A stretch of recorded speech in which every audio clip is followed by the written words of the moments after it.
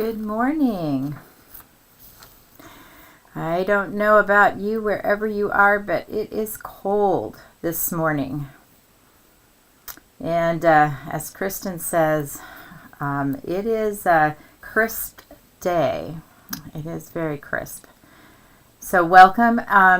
Again, as always, put your hellos in the chat box, and that is also a place for questions, comments, additional thoughts that you may have as we block today. We're going to be doing a wreath and the word joy underneath of it. I'm going to show a couple of pictures in a few minutes. Let a few people get a chance to pop into the chat box here to make sure that we're here. There we go. Hello from Germany. Wonderful. Hi, Roxanne. The East Coast. Oh, sunny. That would be nice. It's 42 would be a good temperature here too. It's cold in San Diego. Wow. That doesn't happen too often. Welcome, Arda, Roxanne, Hexie, Kyla. Okay, we got Linda and Gracie. All right, so today we're going to do the wreath, and I want to share with you a project that, or a notion that I shared with you a few months back, and how it's going to, for me, it's kind of like a little bit of a miracle notion as far as quilting is concerned, and to me this is a great thing, because most of the wreaths that I have seen throughout the years and stuff have always been, you know, the squares put together or large chunks of fabric put around. But this one that we chose for today and that I wanted to do was on the 2-inch square. So we're going to look at the 10 Sisters Easy Piecing Grid again, and I want to kind of talk through that, because it's going to end up being a little bit on the large side, to put that all under and to try to get that under the machine and working with the bulk here so that you could see it easily. I am only going to, sew on a portion of it, but I am going to show you a couple of the pictures that I was working on as I was putting this together for today. So hopefully that will satisfy what you need. But here's where those questions, those comments in the chat box would be helpful. And if you haven't figured out the chat, underneath, where it says all comments, and there, put in your name and then just write whatever you want to either at the bottom, and some of the computers have it at the top of the chat box. So that's one way you can do that. So good morning, everyone. Thank you for popping in and letting me know where we're going. Here is my first picture I'd like to share with you. And that was me putting the panel on the wall and getting started with that and counting out. A couple of things that you probably notice is that they don't butt up against each other. The squares are you're to cut your squares 2 inches, but the box itself is just a tad bit bigger than that, so that you don't have to be, that perfectionism doesn't get in there. I want to leave that there for just a moment, and then I want to pop down and show you what I'm talking about. This is the Easy Piecing Grid from 10 Sisters, and it's got, in the package there are 6 panels, and I noticed that Kristen popped up a link for you to purchase this if you decide to, and it's very clear on the front, cut 2-inch squares. And so you end up with 40 and a half by 42 if you used all 6 panels in your quilt. But this particular wreath that we have today The blocks across are 18 and it is 24 down. I wanted to keep it within the dimensions so that if you are going to make this into a sampler quilt, that you would have the opportunity to put that in and it would work with the other size blocks that we have. So as far as the wreath and the joy is concerned, one of the other things that you could do, this wreath would make a lovely pillow. And so you could take it down to this line and stop it at that point. And then joy, you could start it at that row and go down and create a table runner. Now it's not going to be probably as long as you may want it, but then you can on the end use one of the other blocks we've had or we've already constructed during this time together, or create a star, or find a block of your own to put on the end of the joy, and that could become a table runner. Or in fact, with borders on the outside, it could certainly become a pillow as well. So there's some options there. But with these panels, each panel, and the directions are very simple to use. They're on the back. It's not difficult. But I do want to share some pointers with you on making this particular block, this panel, wreath panel. So let's go back to that one picture that I was showing you. And that was getting started. So, there's two panels here on my design wall. And the panels are 9 blocks across and 14 down. So the whole wreath is not going to be completed in those two panels. So what I did is I needed 10 more rows of blocks from two separate panels, or one panel and 10 blocks for the bottom of that to get the joy in and the wreath. So create them by panel. So on the left side you can see where it cuts straight through the center of the bow, and that's one panel, and you can see where I overlapped it so that my block stayed centered in that. And then the second panel was to the right, and you would sew them in panels and then sew those two panels together. Then I created the bottom one and did the same. I sewed those two together simply for the show, but if I was making it without that, I would have done the 9 across and then sewn those two together and then sewn them to the top of the wreath. So then I want to show you the second. I worked a little bit more on it, and so as you can see, it needs some work. It's not complete, but I'm in the process just so you can see that not every block is on there perfectly, not every block is correct, and I've got two darks in the wrong places, and I'm going to play with it and fiddle until I get more of what I'm looking for in that wreath with the fabrics that I have at this point. And so if there's any questions on that right now, so that's what's on my design wall at the moment. All right. And let me look in the chat. Yeah, the download is free. And there's a link for the wreath layout in the chat box. And all right, there's no comments or questions, at least right at this moment. So let me put my pattern and that easy piecing grid aside and bring on what I have going on here on the board.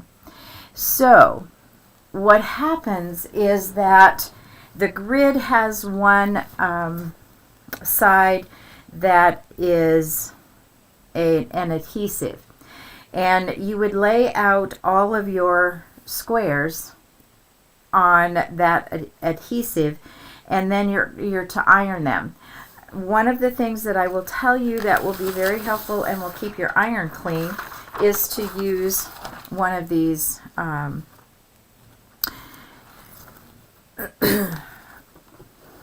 silicone mats, whichever one you have or something, because in between, as you can see, that there's spaces in between here that's going to have that adhesive on it, and so if you press, it's going to get on your iron. So I definitely, it doesn't say in the directions to use a mat like this, but I would for the top of that. And then when you turn it over to do some pressing, put it on your ironing board so that you don't stick to the ironing board.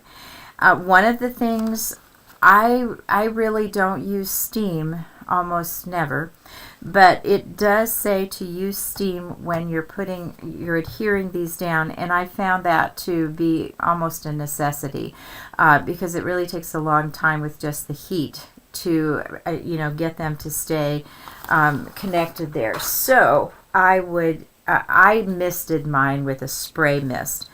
I went ahead and stitched through all the horizontal lines on this particular mat. And as you can see, here is the bottom part of my wreath, that spacer row, and then the words joy.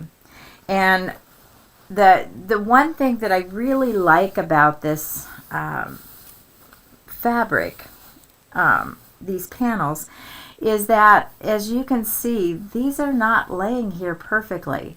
But once you start sewing them, I pressed that first row because it kept flopping, but they come out perfect every time. For me, it's like magic. Just how well they come out, and they're perfect with that. So the other thing that I want to share with you is that once you have this laid out, you have it pressed down and ready to go. The great thing about this is that these rows they just fall over, and that dotted line, if you can see it, should be right at the edge all the way down, and it's like it magically just folds the way it's supposed to. Once you have your first set of rows done, then they tell you to clip it at each of the intersections. I used, if you have either one of these scissors, I highly recommend one or the other. This is the Appliquick one, and it snips into that beautifully. And you go right up to the thread, but please don't cut through the thread. The other one is the Karen K. Buckley scissors, and it does the same thing. It cuts right to the edge, and that point, it's sharp all the way to the point. And that's really important on here. And so you would clip those, and then you press the rows, one going up, one going down, opposite, so that when we're doing the horizontal rows, you are going to they're gonna butt up against each other. And what's really cool about this is that as they butt up against, you don't have to pin, you don't have to put them because of the grid. It just magically falls into place, and I want to show you that. So I did a few rows just so you can see how they come out so perfectly. And again, this has not been pressed or anything. And as you are pressing this, I will tell you that if you try to iron, it's not going to iron very well. I can tell you that right now. Your iron doesn't move over this stuff very well. So it's going to force you to press. So if you're not a presser, this will help you become one, I think. And so look how easily this folds over.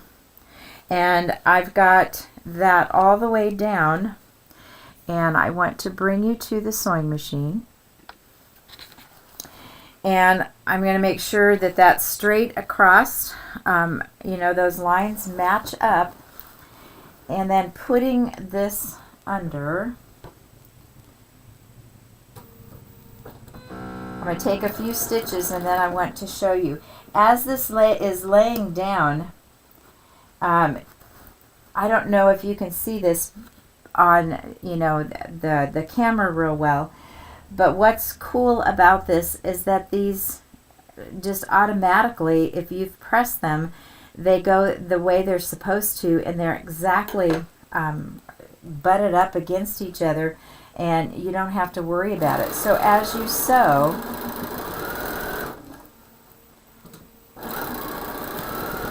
they all just, it's just kind of magical for me. I get kind of crazy odd at how wonderful this works.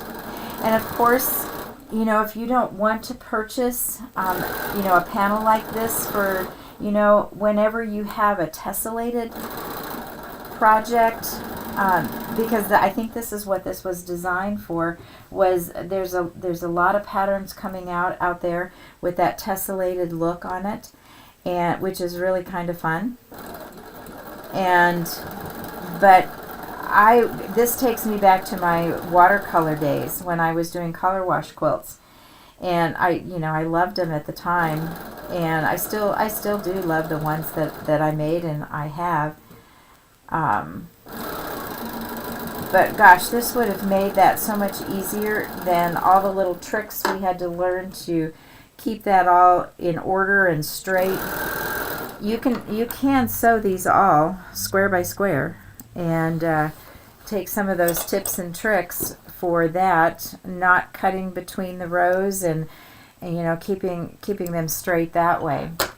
So let me take you back to the table. And so here's the row we just sewed, and you open it, and again, it's, for me, it's just like, because they were crooked, they weren't on there straight, and you know, the first time I used this, I was worried about it. But even here, where you have a half square triangle in here, the seams just butt right up to each other, and it's just kind of wonderful how that works. And so even, you know, look how messy this row is. I didn't really necessarily do it on purpose. One of the things that also was helpful for me was that I used something like this, and I pressed some, you know, the seams that, you know, every once in a while I needed to press a seam or get something flat.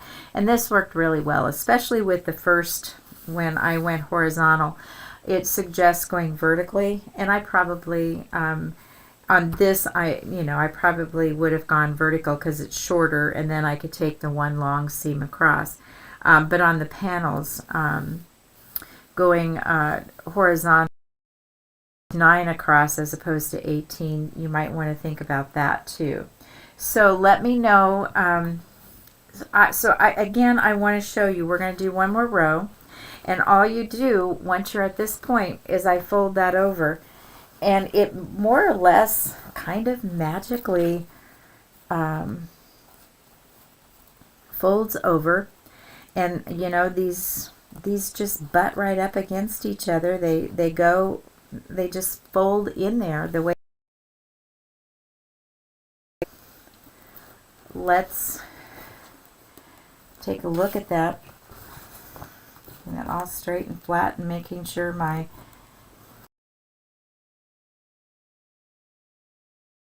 crease is where it's supposed to be. And I'm not really worrying about anything, and no pinning. Ironing was good because I don't need to do any of that. It saves a ton of time.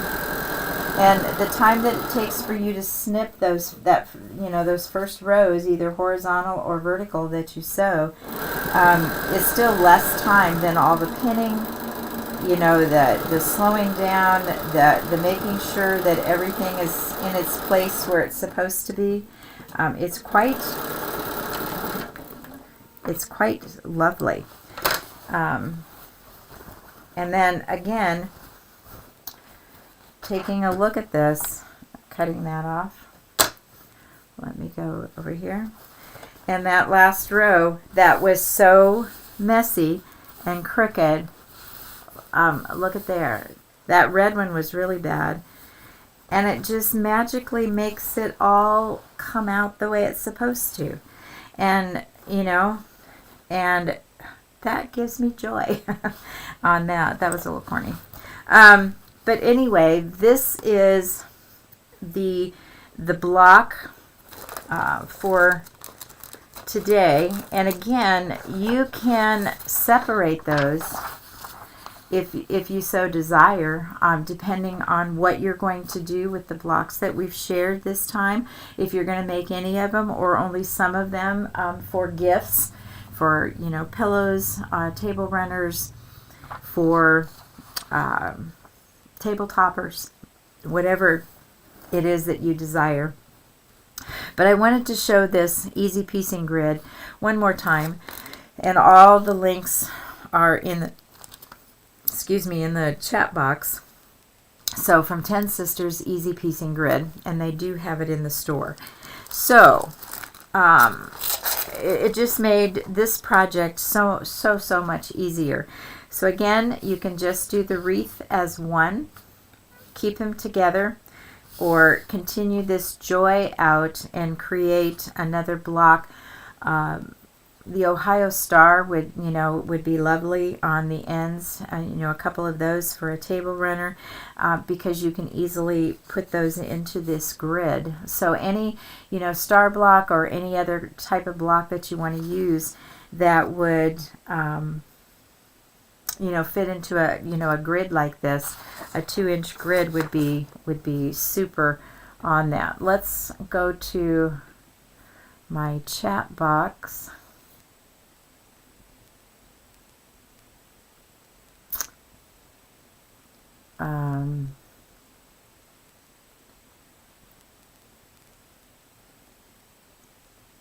Aren't we supposed to do a wreath? Yes, Judy.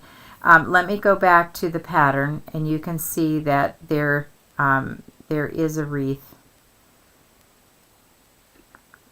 I believe this is the pattern. Yeah. So you can see that's a wreath, and the word joy underneath. And okay, I see that there's lots of freezes. I think Kristen has answered that. The connection was a little choppy. That's fixed in the recording. Okay, I didn't realize that was happening. Apologies for that. The fabric that I'm using, I don't really know. Hopefully Kristen can answer that. They sent it to me. I have added in some of my own fabrics with this, but there is a line. Let me see if I can grab the end of it.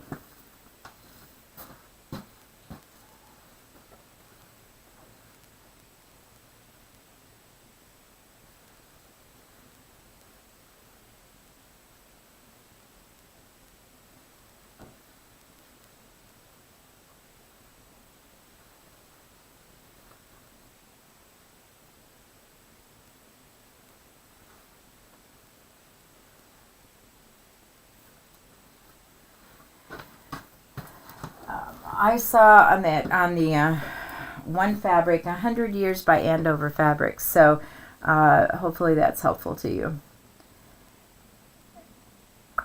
Okay, I think that's all I see for